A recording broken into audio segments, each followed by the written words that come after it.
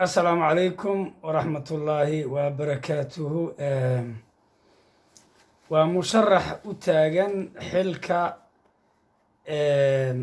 حلبانو فدرال كصوماليا مقعيق واحد هذا أحمد نور شاه عبد الله.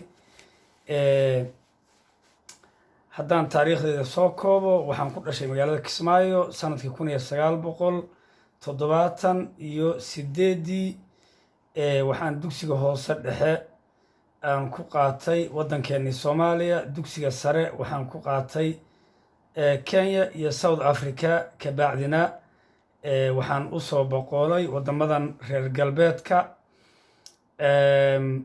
waxaan jaamacaddayda magaalada Bergen waxaan ku takhasusay information and technology. waxaan u sharaxnahay kursiga magaalada Kismaayo xarunta gobolka Jubbada Hoose ee Soomaaliya. heer federaal ayaana u tartamayaa. waxaan ka tirsanahay xisbiga xiis oo aad wada garanaysaan. jeermankeenu waa Cornel Cabdullaahi Cilmooge Xirsi, waa wasiirkii hore ee gaadiidka cirka iyo dhulka. xisbigu waxa uu ka diiwaan gashan yahay guddiga doorashada iyo dib-u-habeynta dastuurka Xaliimo Yarey ay madaxda ka tahay. waxaan hadda ka soo laabtay magaalada Muqdisho caasimadda Soomaaliya muddo 3 bilood ah. waxaan ahay xaasle 6 caruura dhalay oo degan waddanka Norway. hadda waxaan ku sugnahay waddanka Romania, gaar ahaan caasimadda Bucharest. waxaan musharaxnimadkayga iclaaminayaa caawa oo ay taariikhdu tahay 10 bisha May 2020 kuna beegan 17 Rabadaan 2444. walaalayaal sidaad la socotaan 2020 hadduu ilaahay yiraahdo Soomaaliya waxaa ka dhacaysa doorasho xor ah oo xalaal ah. doorashadaas waad la socotaan, waxaa laga ansixiyey aqalka sare ee baarlamaanka iyo aqalka hoose labadaba. waxay u dhacaysaa sida tan: maamul goboleedyadu awood uma laha in ay qofka ay iyagu doonaan ay geystaan aqalka sare iyo aqalka hoose midna. doorashadu waxay noqonaysaa one man one vote haddii ilaahay yiraahdo. qofku wuxuu ka soo gelayaa, hadduu doonay wuxuu ahaanayaa independence candidate ayuu noqonayaa ama musharax madax bannaan.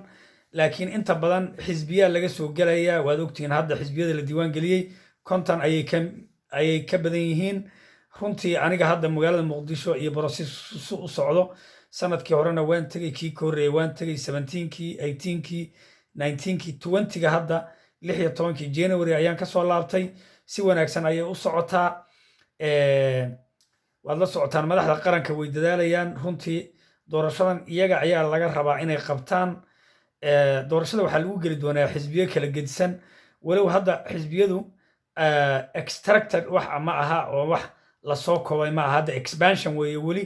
extracted waxaa la yihahdaa marka xisbiyadu ay isku dardarsamaan oo coalition la samaysto ama maxaa la yidhaahdaa xisbiye isbahaysi ah. coalition waa isbahaysi. marka xisbigeenna waxaan la midoobi doonaa kuwa aan aragtida la wadaagno.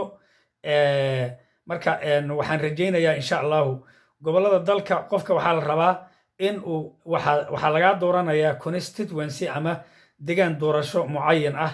aniga hadda Gabiley waan ka soo geli karaa. sababtay tahay Gabiley xisbigeenaan geynaynaa, xisbigeenna ayaa laga diiwaan gelinayaa. kursiga Gabiley ayaan ka soo geli karaa. laakiin intii aan Gabiley aan ka soo geli lahaa, hadda waxaan doortay magaaladii aan ku dhashay, degaankaygii iyo dadkaygii ayaan go'aansaday.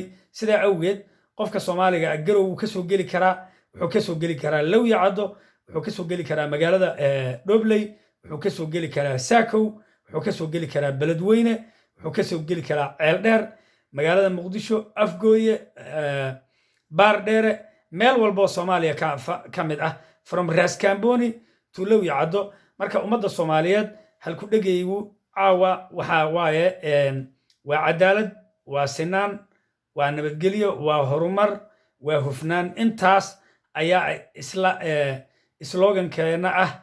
waxaan rajaynayaa in aad codkaaga dhiibato 2020 bisha February haddii ilaahay yiraahdo codkaagana macnaheedu vote for change ayaan leenahay 2021 haddii ilaahay yiraahdo waxaan u taagnahay kursiga magaalada Kismaayo hal kursina ma aha magaalada Kismaayo xisbiyo kala duwan baa ku tartamaya kuraastu way badan yihiin mid kamida ayaan rajaynayaa waxaana u tartamayaa heer federaal waadna mahadsantihiin ummadda Soomaaliyeed wassalaamu calaykum ورحمة الله وبركاته.